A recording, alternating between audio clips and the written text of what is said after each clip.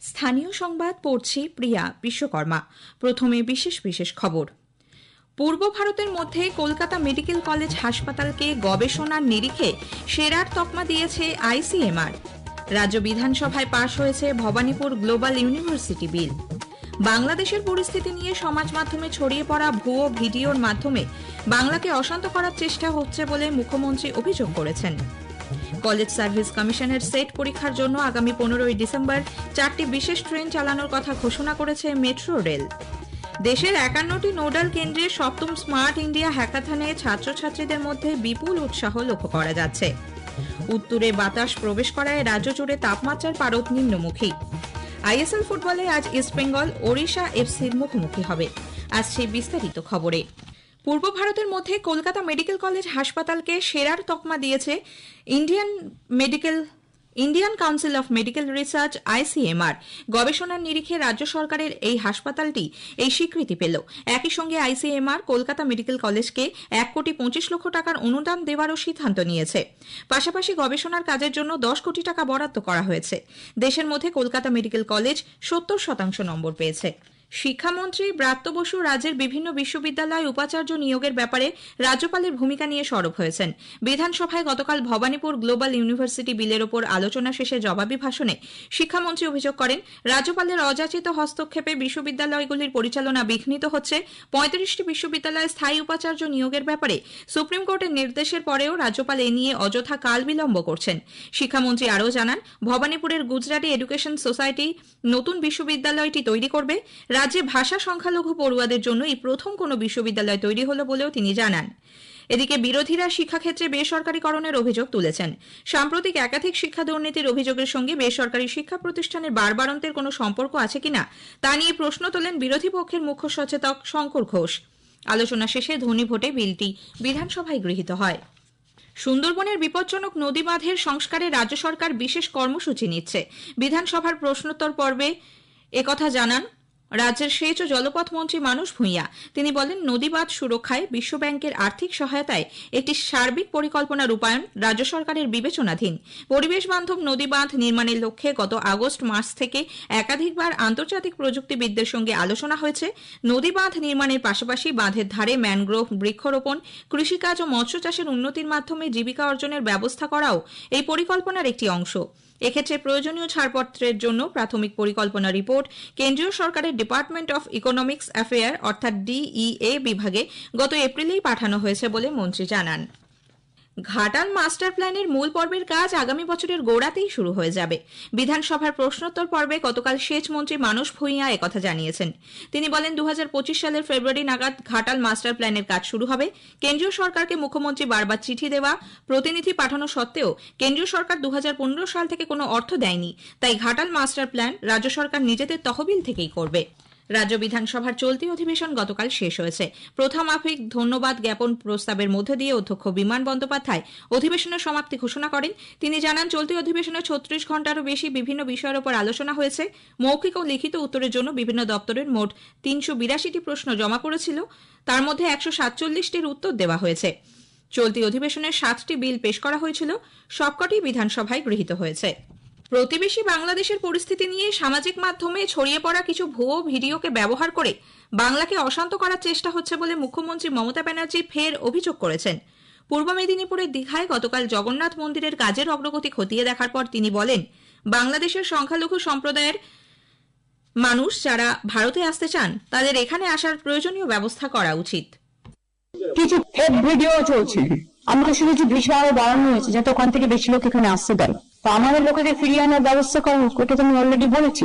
কেউ কেউ মিসলিড করে এটাকে সাম্প্রদায়িক দাঙ্গার পর্যায়ে নিয়ে যাচ্ছে, কিন্তু এটা তো নিশ্চয়ই আপনারা অ্যাপ্রিসিয়েট করবেন। এখানকার ইমাম অ্যাসোসিয়েশন সব ইমামরা, বড় বড় ইমামরা একসাথে বলেছেন বাংলাদেশে মাইনরিটির উপর যে অত্যাচার হচ্ছে আমরা তাদের নিন্দা করি।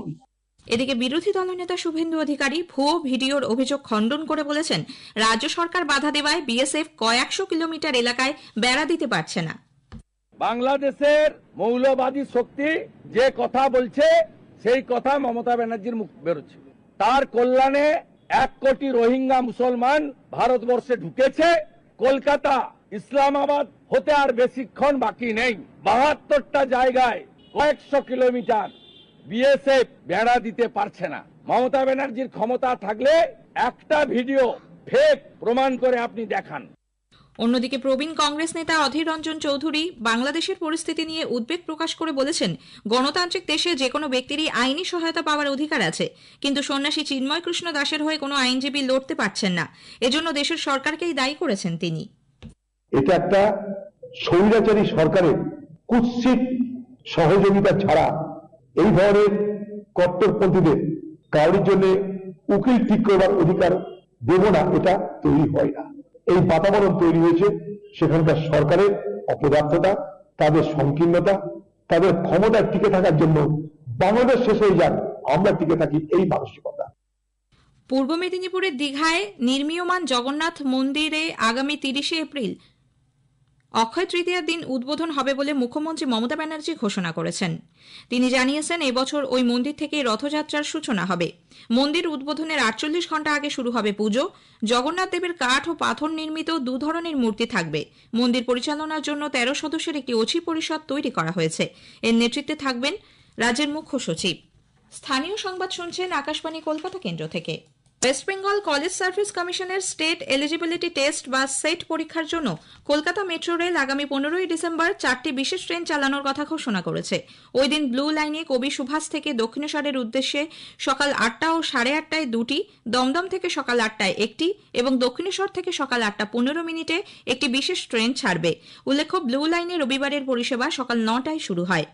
এদিকে গ্রিন লাইন 2তে হাওড়া ময়দান ও এসপ্ল্যানেডের মধ্যে পরিষেবা স্বাভাবিক থাকবে। গ্রিন লাইন 1 এবং পার্পল ও অরেঞ্জ লাইনে কোনো ট্রেন চলবে না। দেশের 51টি নোডাল কেন্দ্রে সপ্তম স্মার্ট ইন্ডিয়া হ্যাকাথনে ছাত্রছাত্রীদের মধ্যে বিপুল উৎসাহ লক্ষ্য করা যাচ্ছে। 1300-র বেশি পড়ুয়াদের দল চূড়ান্ত প্রতিযোগিতায় প্রতিদ্বন্দ্বিতা করছেন। গতকাল শিক্ষামন্ত্রী ধর্মেন্দ্র প্রধান ভার্চুয়াল মাধ্যমে এর উদ্বোধন করেন। হ্যাকাথনের সফটওয়্যার সংস্করণ চলছে, হার্ডওয়্যার সংস্করণ চলবে 15ই ডিসেম্বর পর্যন্ত। প্রধানমন্ত্রী নরেন্দ্র মোদী গতকাল স্মার্ট ইন্ডিয়া হ্যাকাথন 2024-এর গ্র্যান্ড ফিনালের তরুণ উদ্ভাবকদের সঙ্গে কথা বলেন। ভার্চুয়াল মাধ্যমে আয়োজিত এক অনুষ্ঠানে শ্রী মোদী বলেন, হ্যাকাথন থেকে উদ্ভূত পরামর্শ এবং চিন্তাভাবনা সরকারি নানা কাজে সহায়ক হচ্ছে। এ রাজ্যের আইআইটি খড়গপুরে স্মার্ট ইন্ডিয়া হ্যাকাথনের 7ম পর্যায়ের গ্র্যান্ড ফিনালের পর্ব চলছে। মোট 35টি দল প্রতিযোগিতায় অংশগ্রহণ করছে। 30তম কলকাতা আন্তর্জাতিক চলচ্চিত্র উৎসবে তপন সিংহের স্মরণ অনুষ্ঠানে দর্শকদের উপস্থিতি এবং অনুষ্ঠানের সময় সংক্ষেপ নিয়ে খেদ ব্যক্ত করেছেন অভিনেতা অর্জুন চক্রবর্তী। অন্তিম পর্বের আগে গতকাল শতবর্ষে তপন সিংহ শীর্ষক আলোচনায় অংশ নিয়ে শ্রী চক্রবর্তী বলেন, গোয়ায় 55তম জাতীয় চলচ্চিত্র উৎসবে একই বিষয়ের আলোচনা নির্দিষ্ট সময়ে 3 গুণ ছাপিয়ে গেলেও অনুষ্ঠান কর্তৃপক্ষ এবং দর্শকদের ধৈর্যচ্যুতি ঘটেনি। এদিকে পরিচালক ও প্রযোজক সুজয় মুখার্জি এবারে চলচ্চিত্র উৎসবের ব্যবস্থাপনায় সন্তোষ প্রকাশ করেছেন। মূলত মুম্বাইতে ছবি করলেও কলকাতা কাজ করতে তিনি আগ্রহী বলে জানিয়েছেন। কলকাতা প্রেস ক্লাবে আয়োজিত এক সাংবাদিক সম্মেলনে তিনি জানান, তার পরিচালিত স্বল্প দৈর্ঘ্যের ছবি হুনার এবারের প্রতিযোগিতামূলক বিভাগে স্থান পেয়েছে।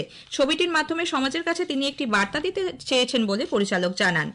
এদিকে 30তম কলকাতা আন্তর্জাতিক চলচ্চিত্র উৎসবে international competition innovation in moving images এই বিভাগে এবার সেরার জুরি অ্যাওয়ার্ড এবং সেরা চলচ্চিত্রের শিরোপা পেয়েছে বুলগেরিয়ার ছবি তারিকা।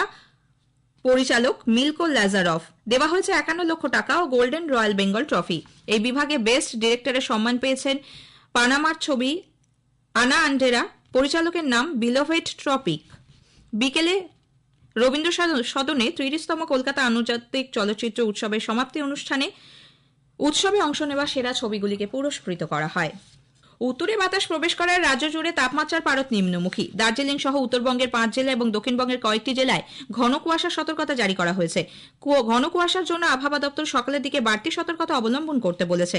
ঠান্ডা ইতোমধ্যেই উত্তরের জেলাগুলিকে ছাড়িয়ে গেছে পুরুলিয়া, ঝাড়গ্রাম। কলকাতায় আজ সর্বনিম্ন তাপমাত্রা রেকর্ড করা হয়েছে 13.8 ডিগ্রি সেলসিয়াস, স্বাভাবিকের থেকে 2.3 ডিগ্রি কম। আগামী এক সপ্তাহে ধাপে ধাপে পারদ পতনের সম্ভাবনা রয়েছে বলে জানিয়েছেন আবহাওয়া দপ্তরের পূর্বাঞ্চলীয় প্রধান সোমনাথ দত্ত। বৃষ্টিপাতের পশ্চিমবঙ্গের কোনো জেলাতেই কোথাও কোনো হওয়ার সম্ভাবনা নেই আগামী 7 দিনে।